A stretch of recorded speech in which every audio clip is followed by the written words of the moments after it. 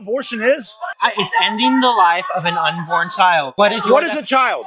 A child is a human being that's in the womb. It can be out that's not correct. A child's out of the womb. Okay, so you can laugh all you want, but science defines a fetus and a child as two different things. How many abortions happen under 15 weeks? What percentage? I don't know, but most of them. I know you don't know, but most of them. Try to guess. What percentage? I would say 99% of abortions. That's a great fucking guess. 99% happen before. How many happen in the second and third trimester? That would make less 1%. Yeah. And of those 1%, how many of them are medically necessary? I would say. So the answer is 100%. So watch this. 100% of abortions that happen after 15 weeks are medically necessary. Prior to 15 weeks, they are not children. Stop. Let me finish. They are not children, as you keep proclaiming. 99% of abortions, 15 weeks or sooner. If you're telling me that a fetus in utero at 15 weeks is a child, then you fundamentally don't understand science and shouldn't be part of this conversation. Okay.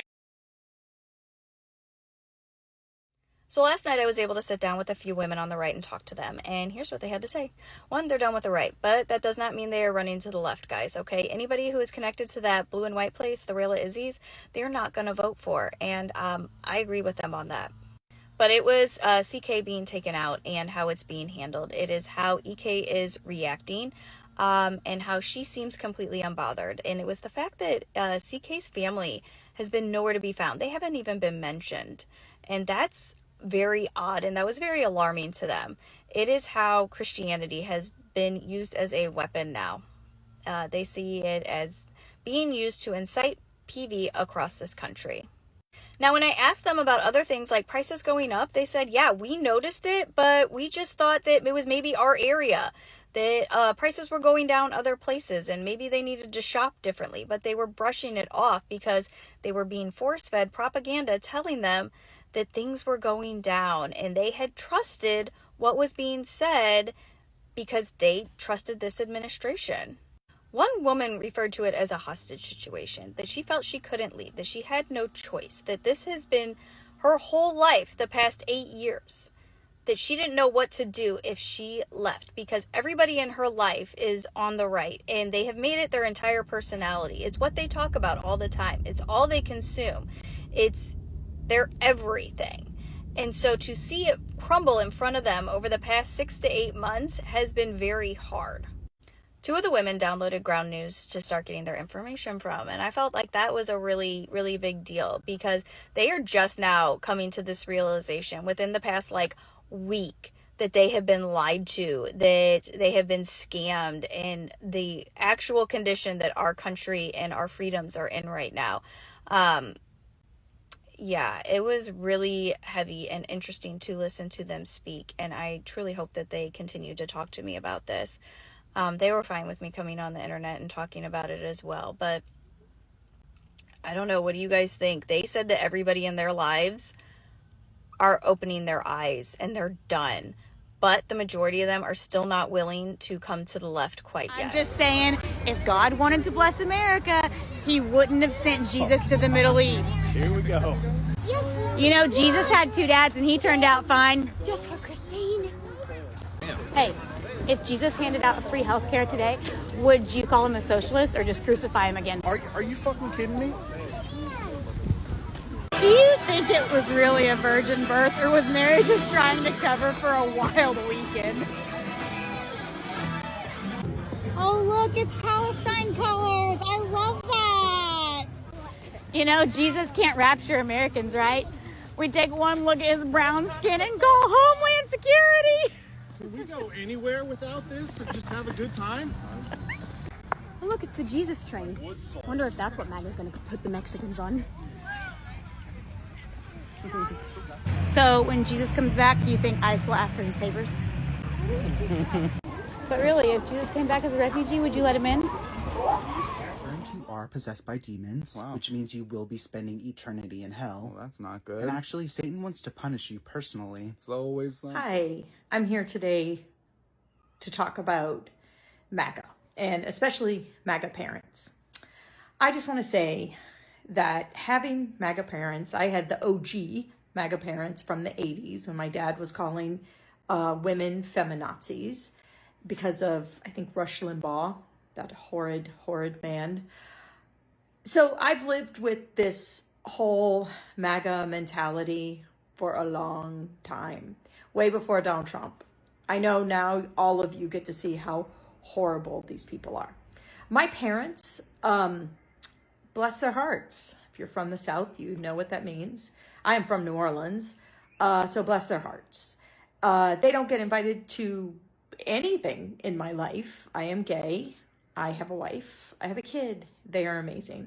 My wife is Canadian, English, and American. Her whole family's in England. We go to England a lot. I love her English family. That is where we were married. My parents were not invited. They'll never be invited. They won't be invited to anything. And you know, it's sad. It's not as sad to me because nobody wants MAGA people around. We're done with the hate and the fear. My parents have lived in fear for so long.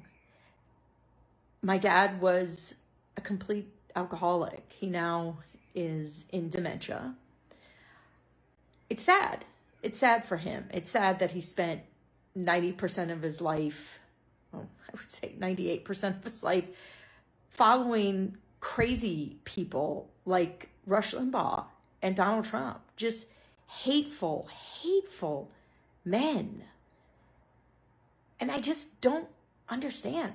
I don't understand how you can choose hate over love. It doesn't make any sense to me. It doesn't make any sense how someone wants to control that much, control women's bodies. So I'm just here to talk about those MAGA parents. They're terrible. I feel sorry for anyone who has them because I know what you're going through. I'm praying to God that we win this November. We have to win this November for our democracy. We have to win for our democracy and really our sanity and our democracy. So get out there, vote, register. If you're not registered, please register, but vote early. We have to, end the hate. We have to end the hate. We have to lean into hope and love. And that is what Harris and Walz are bringing us. So Kamala all the way. I talked last week about how I don't let my MAGA relatives talk to me about politics and how I'm super rude about it. Got a lot of follow-up questions, so here we go. How can you still associate with not... Yeah, okay. It is not realistic for every Democrat in this country to stop speaking to every person who voted for Donald Trump. That is a leftist purity fantasy. A lot of people have, and I totally get that, especially if you are in a marginalized group and the vote of your relatives has screwed you. And you have tried to tell them that, and they still aren't listening, or they don't care, or they're mean to you. I get it. And also, if you live in a red or even purple district, creating an entirely blue bubble around you where you never interact with a Republican is probably not realistic. And there are dynamics and circumstances in a lot of people's lives, I would argue the majority of people's lives, that make going no contact with all of their family who voted for Donald Trump unrealistic. And that's the situation that I'm in. And the details of that are none of your business. Is being mean to them a good tactic? I don't care. My relationships with my family members are not a sports game. I'm not looking for a tactic. I'm not trying to win something. I've been arguing with people about Donald Trump since 2015. I'm tired. And they don't hear me, as I'm sure many of your relatives don't hear you. So let's get down and show them a PowerPoint of all the data points about why they're wrong. No, that doesn't work. So when my stepsister's husband sends me a screed of 400 words about some Fox News talking point, and I say, I'm not reading all that. It's not a tactic to make him think or feel any particular thing. It's just me not reading all that. And then I don't, because I have a life. Our party identities for both Democrats and Republicans have expanded beyond policy to things that don't make any rational sense. It is much worse for Republicans because they have a cult personality. They are in a cult. I also have some experience with MLM cultiness here and research around that. And the only thing you can really do for people who are in cults is to be there for them when they're done and hope that day comes. And if they come to me with good faith questions, I will engage with that. A lot of people also wanted to know exactly what I say that's super mean that gets them to shut up. It is very tailored to the person and their deepest and darkest insecurities. I'm not joking when I say that I am horrifying about this because I've said it so many times. I've hit the boundary so many times. So at this point, if you step over it, you know, whatever. You get what you came for. So look, I support you going no contact. I support you arguing with them if you want to spend your time doing that. I can't do that anymore. I support you not doing any of that and just waiting patiently for them to come out of the cult whenever that happens. That's kind of the tact that I have taken. Do what's best for you and don't let the internet tell you what to do. Being black in a white family in the Deep South has given me access to a uniquely shitty perspective, right? For example, my grandfather, one of the few people in the family I actually respect, recently renovated his garage. I go in, everything looks cool, really nice. Oh, what's that? Confederate flag, right? We start talking about politics. I go, hey, you know what? I want to talk about that right now. You know, let's just avoid it, right? What does that mean? Oh, like every other young, dumb-minded individual who wants to vote for Kamala, I have nothing to defend my point, so I don't want to talk about it, right? Topic of Israel-Palestine comes up.